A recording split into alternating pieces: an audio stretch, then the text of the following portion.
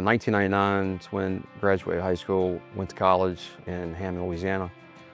Studied business finance, always loved numbers. I think that's also why I like the millwork industry, because it's nothing but constant changing of numbers. At that time, there was never any talk really about him ever becoming part owner. I just never had the reason to talk about that at the time, especially if he was going into finance. I mean, I wanted him to be what he wanted to be, not what I wanted him to be. I enjoyed it. I didn't get to finish, unfortunately. I spent 3 years in college. My father became ill. We had a path that we could see where he was going to be in the hospital for some time. The timing of when this was and the semester starting back wasn't going to work. For me being in school, still working there, as I had been doing through college. He came to me one day, kind of in the middle of all that, and he said, I'm going to quit college. I said, no, don't do that. You don't want to do that. You want to. He said, no, I think I'm gonna quit so I could be more of a help here. My dad ends up being in the hospital 60-something days. At that time, was already doing roles of measuring and meeting with clients, doing a lot of administration work too, and growing the company in a new path. Chad came along at a good time where the computerized technology and all that, he was capable of looking at all that, but he was also capable of doing the basic drawings, hand drawings if he had to. He had the ability and the knowledge. It never missed a lick between him and Gary. If anything, it got better.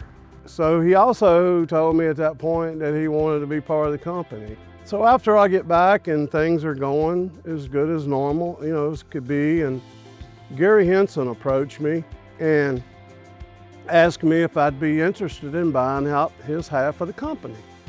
And I had more bases there than I could cover, at a point. And so Chad played more of a role in the cabinet shop. I mean, it became more of their load than it was my load. The more he came to the forefront, then the more I could do other things too, so it worked out.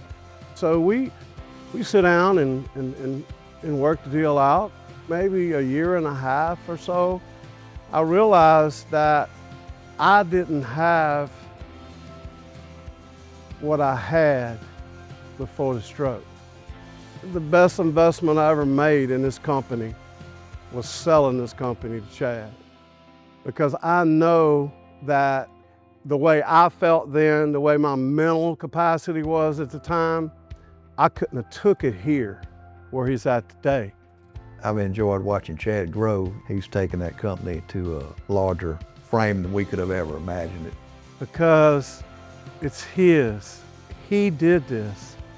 And there is no better feeling and no better investment to a dad that started a company than for that to happen. It gives me chills to say it.